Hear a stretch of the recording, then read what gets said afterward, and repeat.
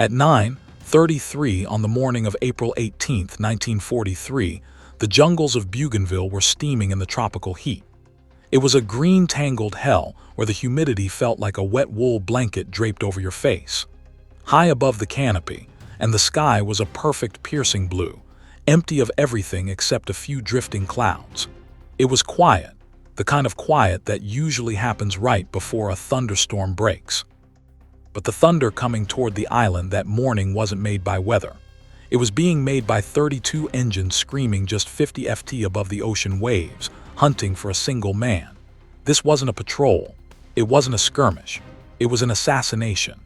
The United States Army Air Forces had sent 16 fighters on a suicide run across 400 m of open ocean with a mission that sounded insane on paper. They weren't looking for a fleet or a base. They were looking for a wristwatch.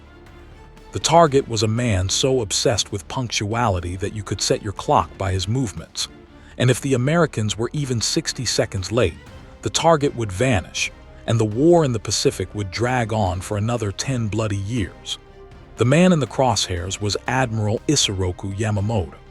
He was the commander-in-chief of the combined fleet, the god-king of the Japanese Navy, and the man who had designed the attack on Pearl Harbor.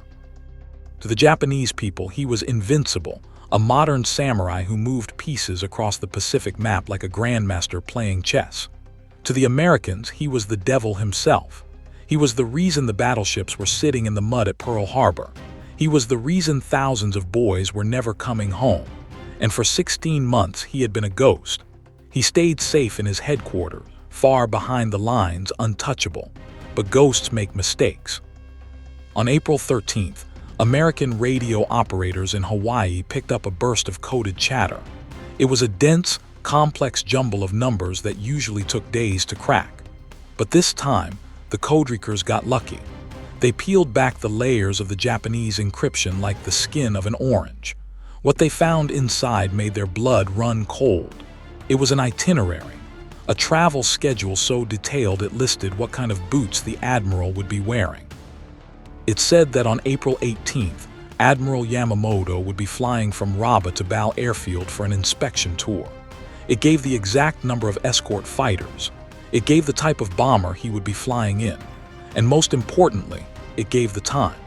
He would arrive over Bougainville at exactly 9:35 a.m. The intelligence officer who read the Intercept knew he was holding a stick of dynamite. This was the chance to cut off the head of the snake. But as the excitement faded, the reality of the map set in. The Americans were stuck on Guadalcanal, a rotting, fever-ridden island 400 m away. The Japanese controlled the air, the sea, and everything in between. To catch Yamamoto, American planes would have to fly a round trip of nearly 1,000 mi. They would have to do it in total radio silence. They would have to fly so low that the salt spray would cake on their windshields to avoid Japanese radar, and they had to arrive at a precise point in the sky at the exact second the Admiral showed up. The Navy admirals looked at the math and shook their heads. It was impossible. Their primary fighter, the F-4F Wildcat, was a tough little plane like a flying beer keg, but it had short legs. It was built to circle carriers, not cross oceans. If a Wildcat tried to fly to Bougainville, it would run out of fuel before it even saw the target. The new Corsair fighters were fast, but they were still having teething problems, and the pilots weren't ready for a navigational nightmare like this. The experts in Washington said it couldn't be done. You can't snipe a single car on a highway from 400 m away, and you certainly can't do it with airplanes over an empty ocean. But there was one plane on Guadalcanal that the Navy hated. It was the P-38 Lightning, and it was the only machine on Earth that had a chance in hell of pulling this off. When the P-38 first showed up in the Pacific, nobody knew what to make of it. It didn't look like a fighter plane. It looked like a science experiment gone wrong. It had a central pod for the pilot and guns, and then two long, slender booms stretching back to the tail, each with its own engine. It looked like someone had taken two airplanes and welded them together with a bathtub in the middle. The Japanese pilots laughed when they first saw it. They called it ugly. It wasn't nimble like their Zeros. It couldn't turn on a dime. It was big, heavy, and silent. The American mechanics hated it too. It was complicated. It had turbo superchargers and electrical systems that nightmares were made of. Working on a P-38 in the jungle heat was like trying to fix a Swiss watch inside a sauna while mosquitoes the size of dimes ate you alive. The other pilots mocked the Lightning drivers. They called it the funny plane or the fork-tailed devil. They said it was too big for a dogfight and too fragile for a brawl. They said if you lost an engine on takeoff, the plane would flip over and kill you before you could even scream. But the P-38 had a secret. It wasn't a dogfighter. It was a hunter. It was faster than anything the Japanese had. It could climb like a rocket. And most importantly, it had gas tanks the size of swimming pools. The designers at Lockheed hadn't built a defensive fighter. They had built a long-range assassin. While the Navy fighters were gasping for fuel after 2 hours, the P-38 could stay in the air all day. It was a muscle car in a world of go-karts. When the order came down from Admiral Nimitz to get Yamamoto, the job fell to Major John Mitchell of the 339th Fighter Squadron. Mitchell was a no-nonsense commander, the kind of guy who looked at a problem, spat on the ground, and then fixed it. But even he blinked when he saw the mission parameters. 400 m out, 400 m back. Intercept a target moving at 200 mph with a margin of error of 0. Mitchell looked at his planes. The P-38s were good, but even they didn't have the range for this. The mission profile required them to fly a massive dog-leg hook to stay away from Japanese lookouts. They would have to fly south, then west, then north, looping around the Solomon Islands like a boxer throwing a wide hook punch. That added hundreds of miles to the trip. The standard fuel tanks wouldn't cut it. They needed more gas. The ground crews at Guadalcanal went into panic mode. They started digging through supply dumps looking for anything that could hold aviation fuel. They found a stockpile of massive drop tanks intended for effing planes across the ocean. These things were huge, 165 gal each. They looked like bulbous metal teardrops, but there was a problem. The mounts on the P-38s weren't designed for tanks that big. It was like trying to fit a truck tire on a bicycle. The mechanics didn't care. They used sledgehammers, wrenches, and sheer brute force. They ignored the manuals. They ignored the safety regulations. They wrestled the giant tanks onto the wings and wired them up. When they were done, the sleek, beautiful lines of the P-38 were ruined. The planes looked bloated and awkward, hanging low to the ground under the weight of the fuel. They looked like pregnant ducks. The pilots walked out to their machines and stared. They kicked the tires. They looked at the massive tanks and then at the short dirt runway. Taking off with that much weight in the tropical heat was suicide. If an engine coughed, if a tire blew, if a gust of wind caught them wrong, they would turn into a fireball at the end of the strip. The experts said the landing gear would collapse. They said the wings would snap. Major Mitchell gathered his men in the briefing tent. It was stifling hot smelling of canvas and stale sweat. He didn't give a patriotic speech. He didn't talk about glory or medals. He pointed to the map. He traced the line with his finger, a long, jagged scar across the blue ocean. He told them they were going to fly for 2 hours at 50 FT. He told them they would have no radio, no chatter, no weather reports. He told them that if they ran into trouble on the way out, they couldn't fight. They had to run. They had to save every drop of gas and every bullet for the Admiral. He looked at the faces of his pilots. These were young men. 20-something kids who had been flying farm dusters a few years ago. Now they were being asked to navigate a path through the most hostile airspace on the planet to kill the most important man in the Japanese Empire. Mitchell told them the odds. He told them that if they missed the intercept by even a few minutes, Yamamoto would land and the opportunity would be gone forever. They would just be 16 idiots flying 1,000 miles for a sightseeing tour. But there was something else in the room besides fear. There was anger. These men remembered Pearl Harbor. They remembered the friends they had lost. They remembered the newsreels of burning ships and all blackened bodies. For a year and a half, they had been on the defensive, taking hits, retreating, holding the line by their fingernails. Now, for the first time, they were going on the offensive. They were going to take the fight to the man who started it all. On the morning of April 18th, the engines of 16 P-38s coughed to life. The sound was deafening, a deep, throbbing roar that shook the palm trees. Blue smoke poured from the exhausts as the oil burned off. The planes vibrated against their wheel chocks, heavy and dangerous. Mitchell climbed into his cockpit and pulled on his helmet. He checked his watch. He checked his compass. He looked out at the ugly plane that the experts laughed at. It didn't look ugly anymore. It looked like a weapon. Mitchell pushed the throttle forward. The huge fighter lumbered down the runway, bouncing on the uneven dirt, the wings flexing under the weight of the massive fuel tanks. It picked up speed slowly, painfully. The end of the runway was rushing up, a wall of jungle trees waiting to swat them out of the air. Mitchell pulled back on the stick. The P-38 shuddered. The wheels left the ground and the heavy machine clawed its way into the air, clearing the trees by inches. One by one, the others followed. 16 forked-tailed devils climbing into the morning sun, turning west toward the open water. The hunt was on.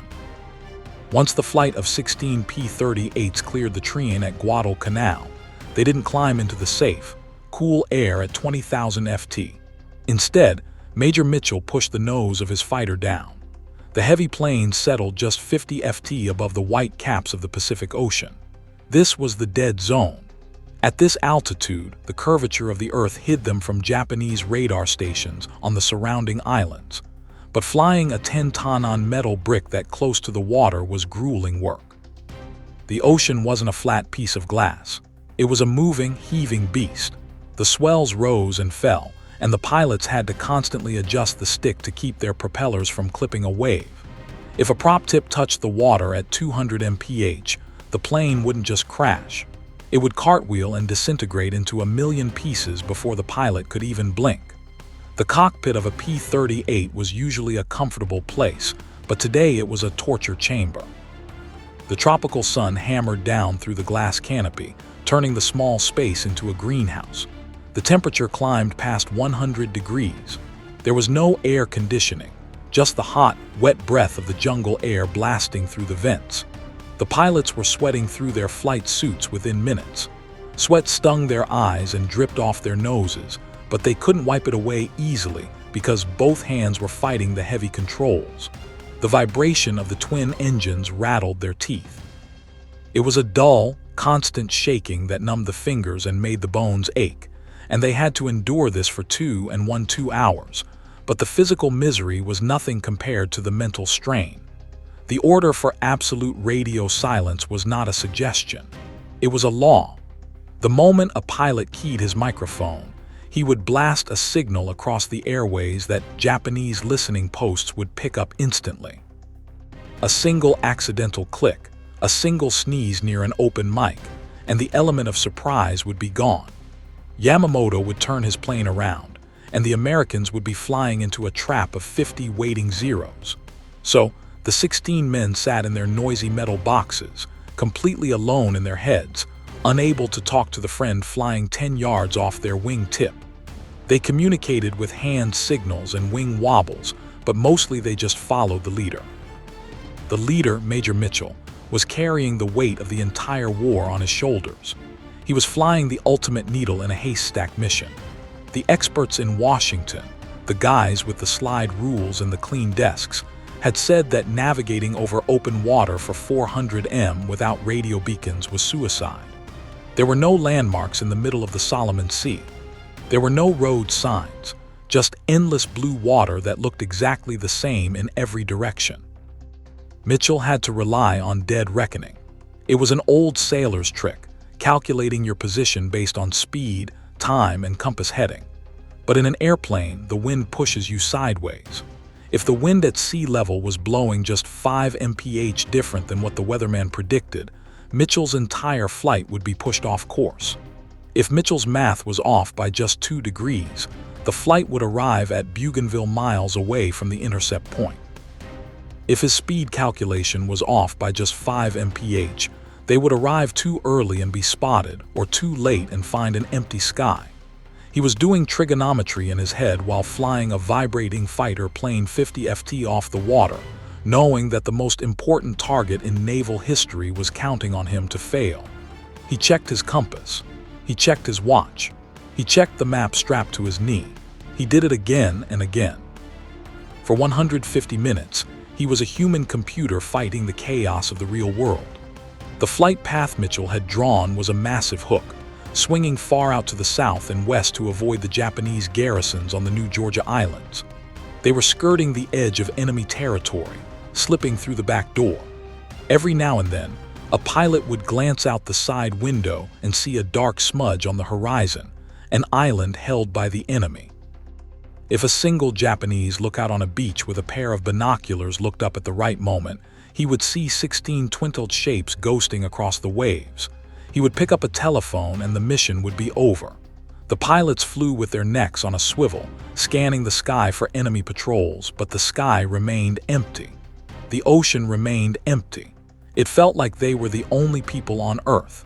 As the time ticked by, the fuel gauges began to drop. The P-38 was a thirsty machine, and those massive unauthorized drop tanks were draining fast. The mechanics had rigged them up with rubber hoses and optimism, and every pilot was praying the connections held. If a fuel line clogged or a pump failed, they would have to turn back, but the engines kept humming. The Allisons didn't skip a beat. The ugly plane with the funny shape was proving to be a masterpiece of endurance. It was eating up the miles, gliding over the swells like a shark on the hunt. At 9:00 a.m., Mitchell signaled for a turn. The flight banked north, heading toward the coast of Bougainville. The hook was complete. Now came the final leg. The tension in the cockpits ratcheted up. This was the intercept leg. They were flying directly toward the enemy's front door. The element of surprise was still intact, but for how long? The pilots checked their guns. They flipped the safety switches on their cannons.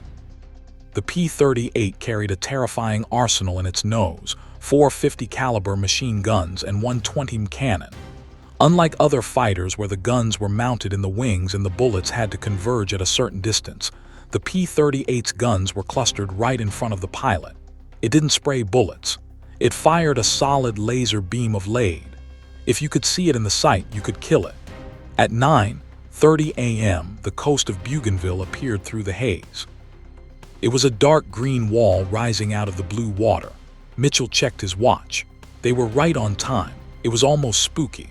After flying 400 miles blindly around the curve of the Earth, they had arrived at the exact spot Mitchell had pointed to on the map back in the sweating tent on Guadalcanal, but the sky was still empty.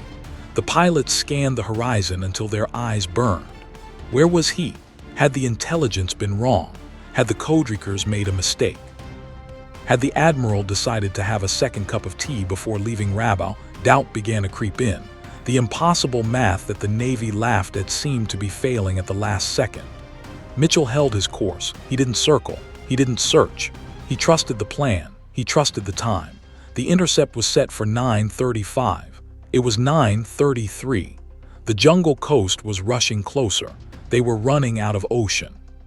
The Admiral wasn't there. They would have to turn around and run for home with nothing to show for it but empty gas tanks and a story about the biggest wild goose chase in history. Then at 9:34, a voice broke the silence. It was Doug Canning flying in the cover section. He didn't shout. He didn't scream. He keyed his mic and spoke 2 words that changed the war. Bogies 11:00 high. Every head in the flight snapped to the left, and there they were. It was like a painting coming to life. Against the dark green backdrop of the jungle mountains, 2 Mitsubishi Betty bombers were cruising comfortably at 4,000 ft. They were painted in jungle camouflage, fat and slow, looking more like flying whales than war machines.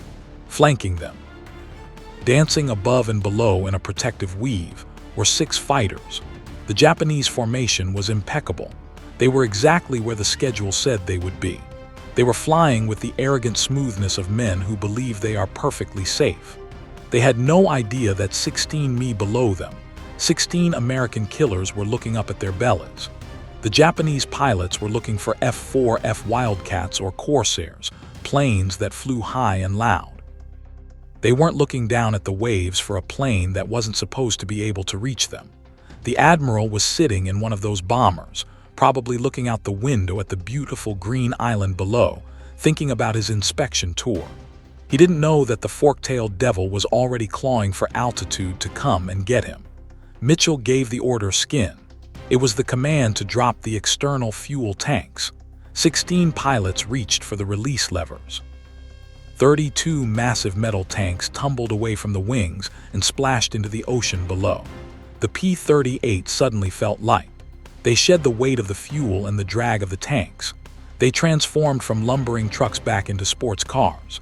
The engines roared as the pilots pushed the throttles to war emergency power. The turbo superchargers spooled up with a high-pitched whine that sounded like a dentist's drill. The flight split into two groups. Mitchell took his section of 12 planes and climbed high to provide top cover. His job was to swat away the swarm of Zeros that would inevitably come buzzing down. The other 4 planes, the killer flight, stayed lower. This group was led by Captain Thomas Lanier and Lieutenant Rex Barber. Their job was simple: ignore the Zeros, ignore the gunfire, go for the bombers, kill the Admiral.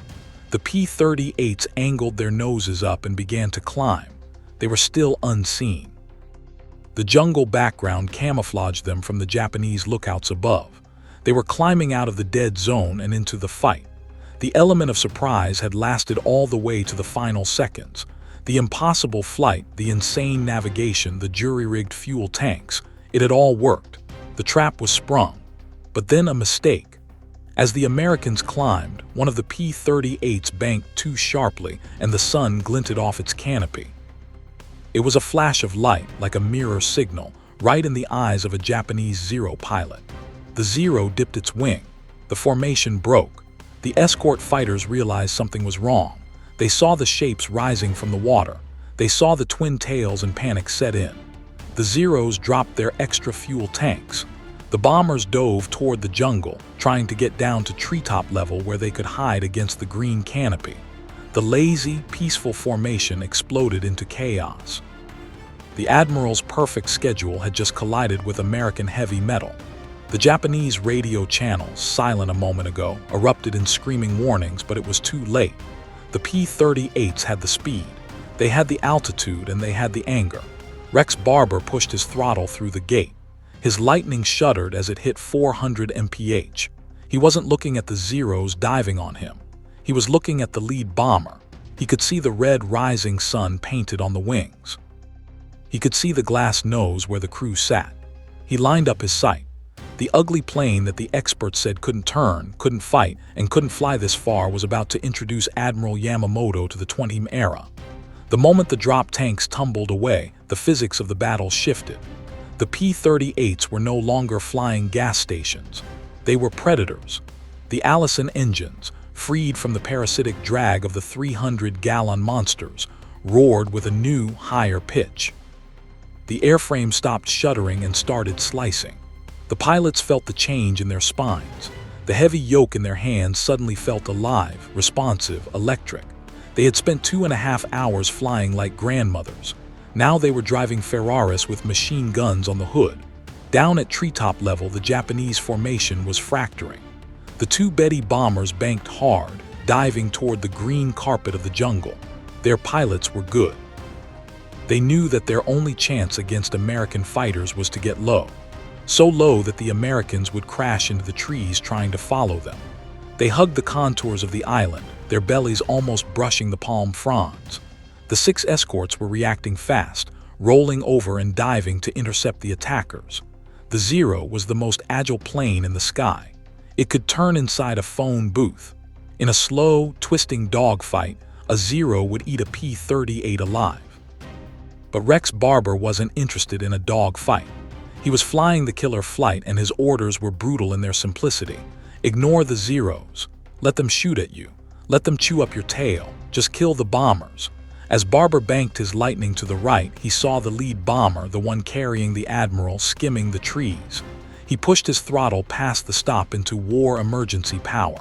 The engine screamed. The airframe vibrated. He was coming in fast, cutting across the bomber's path to intercept it before it could vanish into the jungle haze.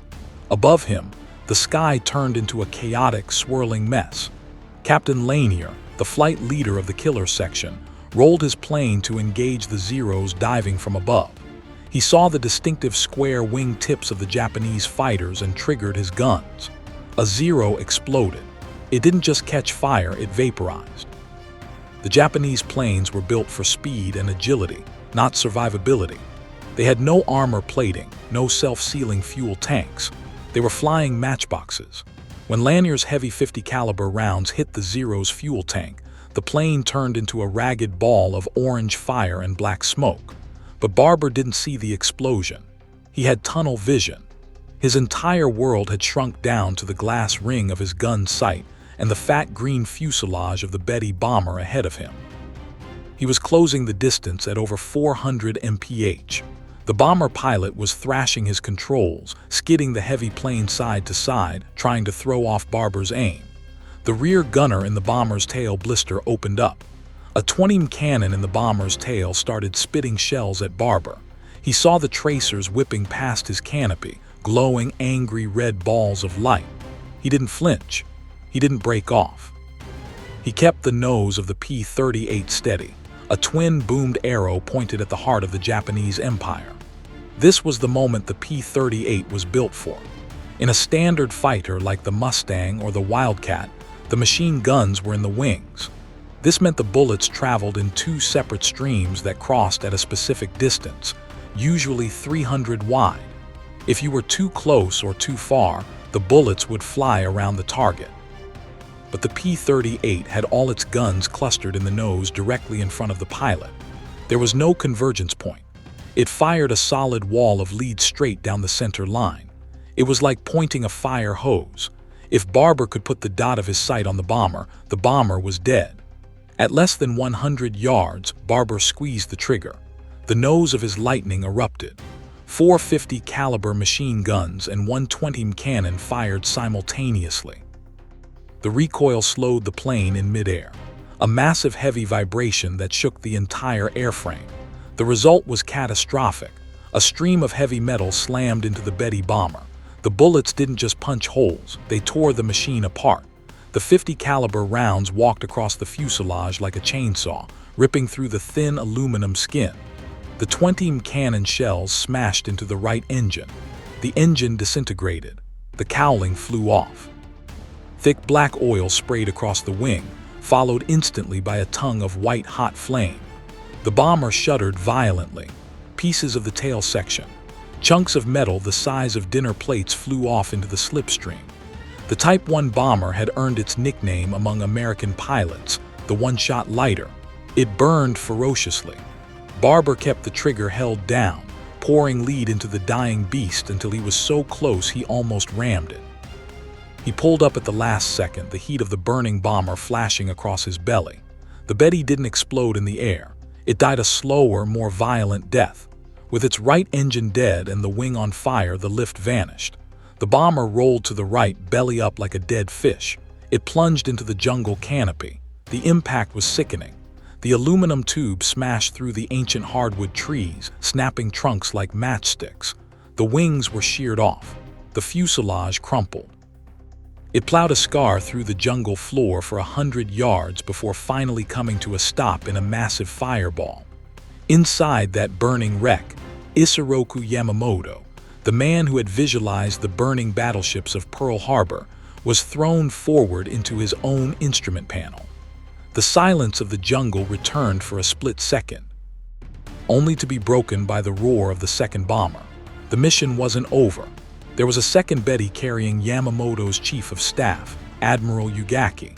It was fleeing out to sea, hugging the waves, trying to escape the slaughter. Another P-38 piloted by Lieutenant Holmes spotted it.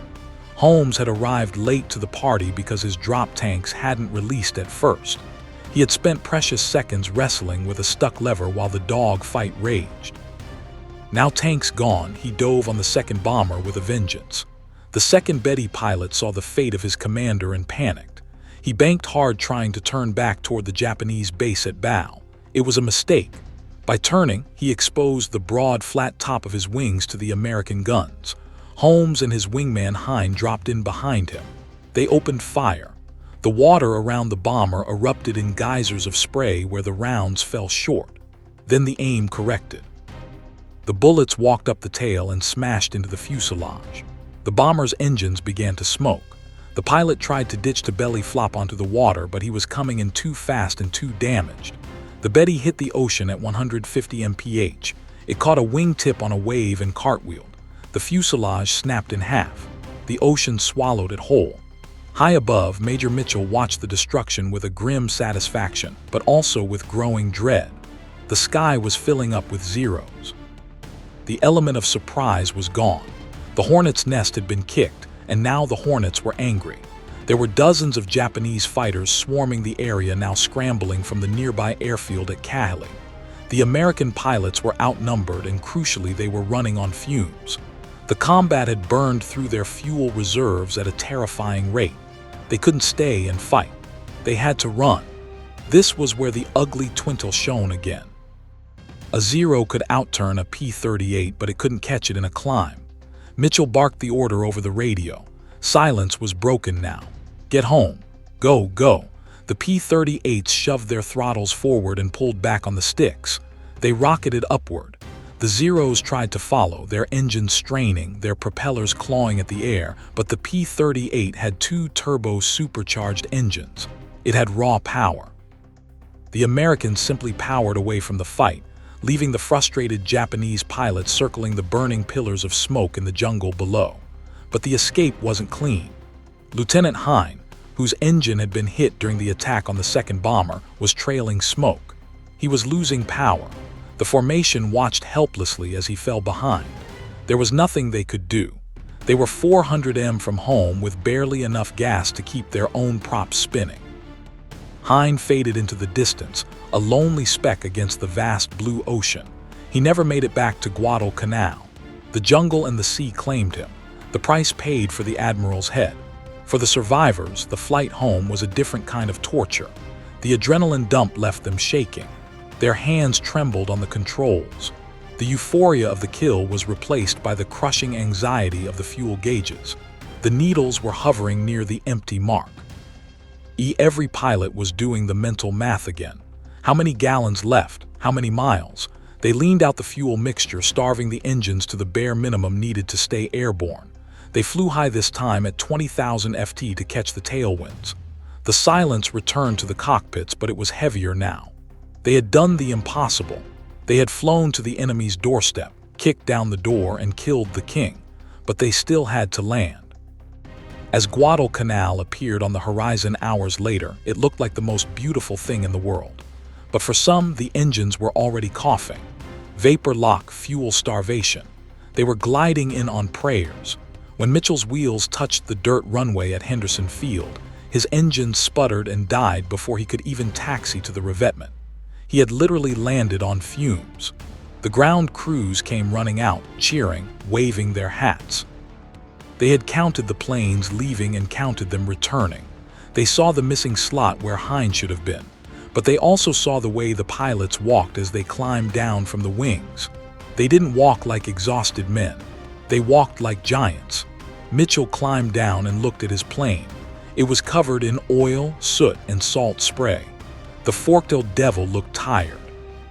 It had been pushed beyond every design limit, flown further than any fighter should go, and carried a load that should have broken its wings, but it had brought them home. A mechanic ran up to Rex Barber's plane and pointed to the nose. There were holes in the metal shrapnel from the exploding bomber. Barber had been that close. The debriefing was chaotic. Every pilot was talking at once, using their hands to mimic the dog fight. I hit him here. He rolled left. The wing snapped off, but the intelligence officer just wanted one answer. He looked at Mitchell. Did you get him? Mitchell didn't smile. He just nodded. We got the target. Back in the jungle of Bougainville, the fire was dying down. Japanese rescue parties were already hacking their way through the vines, desperate to find survivors. They found the wreckage of the Betty bomber smoldering in a clearing it had made for itself. And there, strapped into his seat, thrown clear of the fuselage, they found Admiral Isoroku Yamamoto. He was still upright. His white-gloved hand was resting on the hilt of his samurai sword. He looked peaceful, as if he were meditating, but it was a lie. 250 caliber bullets had struck him, one in the shoulder and one entering his jaw and exiting his temple. He had been dead before he hit the ground. The architect of the Pacific War had been executed by a machine he thought was ugly, flown by men he thought were soft in an operation he thought was impossible. When the propellers finally stopped spinning on the dirt strip at Guadalcanal, the silence was heavier than the noise. The pilots didn't jump out and high-five. They climbed out of their cockpits like old men. Their flight suits were soaked through with sweat that had turned cold and clammy. Their legs shook when they hit the ground. They had been vibrating inside those metal cans for nearly 10 hours of high-tension flying. They were dehydrated, deafened, and completely drained. Major Mitchell looked at his fuel gauges one last time. They weren't just low, they were dry. If the mission had been 5 minutes longer, just 5 minutes, half the flight would be swimming with the sharks right now. The ground crews swarmed the planes, but the celebration was muted. There were no reporters. There were no news reels. This wasn't like the dual raid on Tokyo where the whole world knew about it the next day. This was a black op. The mission was classified top secret. If the United States announced that they had killed Yamamoto, the Japanese would know their codes were broken. They would change their encryption keys instantly, and the Americans would go blind. So, the greatest aerial assassination in history had to remain a secret. The pilots were told to keep their mouths shut. They couldn't write home about it. They couldn't tell their buddies in the mess hall. They had to swallow the victory and act like it was just another patrol. But across the ocean, the silence was even deeper. The Japanese Navy was in shock. When the search party in the jungle radioed back that they had found the admiral's body, the news hit Tokyo like an earthquake. Yamamoto wasn't just an officer. He was a god. He was the only man who truly understood how to fight the Americans. Losing him was like losing an entire aircraft carrier division. They kept his death a secret from their own people for over a month. They were terrified that if the public knew Yamamoto was dead, the morale of the entire nation would collapse. When they finally announced it, the radio announcers wept on air.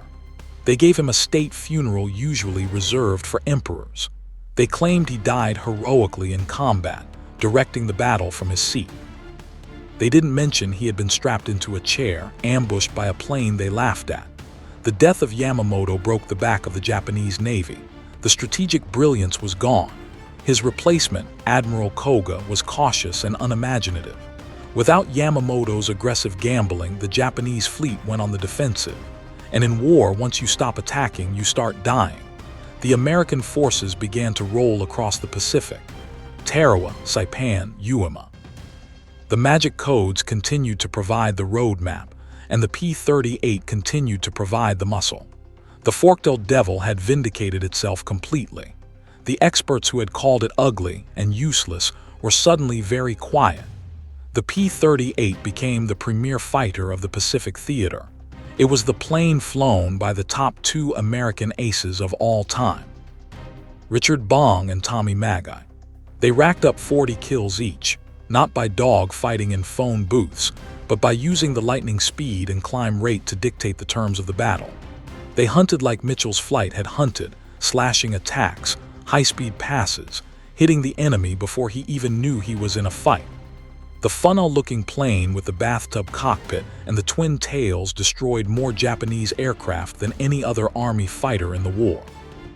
But the legacy of the Yamamoto mission wasn't all glory. It got messy. Success has 1,000 fathers, and this mission was no different. For decades, a bitter feud raged between Rex Barber and Tom Lanier over who actually fired the kill shot. Lanier claimed credit early, writing articles and giving interviews saying he shot the wing off Yamamoto's bomber. Barber, the quiet man from Oregon, insisted he was the one who poured the fire into the fuselage. The Air Force went back and forth, splitting the credit, then changing it, then splitting it again.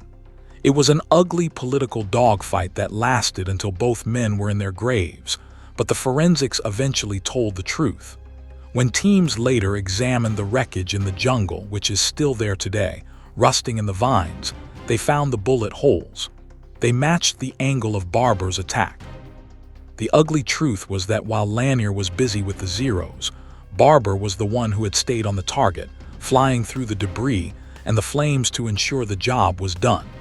It was the quiet professional, not the one seeking the headlines, who had delivered the fatal blow. Today, if you go to the museum, You might walk past a P-38 Lightning without giving it a second look.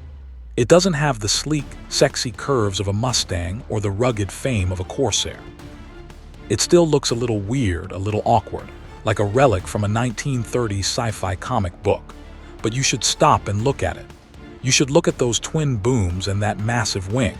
You should imagine it painted in drab olive green, streaked with oil, shaking violently 50 ft above the Pacific waves. This is the machine that did the impossible. It is the machine that proved that a M-Lorder design could defeat the samurai spirit. It proved that in modern war, it's not just about who has the bravest pilots, it's about who has the best engineering. The Japanese had the warrior code of Bushido. The Americans had a twin-engine monster with gas tanks big enough to cross an ocean. The mission to kill Yamamoto was the ultimate gamble. It relied on an intercepted radio message, a wristwatch timeline, and a plane that wasn't supposed to work. If Mitchell had been 1 minute late, if Barber's guns had jammed, if the ugly drop tanks hadn't fallen off, the war might have dragged on into 1946 or 47. The atomic bombs might have been dropped on different cities. Millions more might have died, but the math held up, the mechanics held up, and the men held up. The wreck of Yamamoto's bomber still lies in the jungle of Bougainville. It has been picked over by souvenir hunters, rusted by the rain and swallowed by the roots of the banyan trees, but the seat where the Admiral died is still there. It serves as a grim monument to the reach of American air power. It is a reminder that there is nowhere to hide. If you make yourself an enemy of the free world, we will build a machine. We will modify it. We will fly it through hell and high water, and we will find you. John Mitchell, Rex Barber, and the rest of the flight didn't consider themselves assassins. They were soldiers doing a job. After the war, they went back to their lives. Mitchell became a test pilot. Barber went back to Oregon to sell insurance. They were ordinary men who had been asked to do an extraordinary thing. They didn't brag about it at bars. They didn't write books about how great they were. They just knew that on one hot Sunday morning in April, they had changed the world. We tell these stories not to glorify the killing, but to remember the competence. We remember the mechanics who stayed up all night rigging fuel lines with baling wire. We remember the intelligence officers who cracked the uncrackable code. And we remember the pilots who sat in those hot, vibrating cockpits for hours waiting for a single second of violence. They deserve to be remembered because they are the reason we aren't speaking a different language today. If this story of the forked devil and the impossible hunt moved you, do me a favor. Hit that like button. It tells the algorithm that history matters. It tells the system that you want to hear about the machines and the men who saved civilization, not just the viral trends of today. And if you haven't already, subscribe and turn on notifications. We are digging through the archives every single day to find these forgotten moments. The moments where the underdog, the ugly plane, or the mocked soldier stood up and punched back. Drop a comment below. Tell us if you had a grandfather who flew in the Pacific. Tell us if you've ever seen a P-38 in real life. Let us know you're here. You are the reason we keep this channel alive. Thank you for watching and thank you for helping.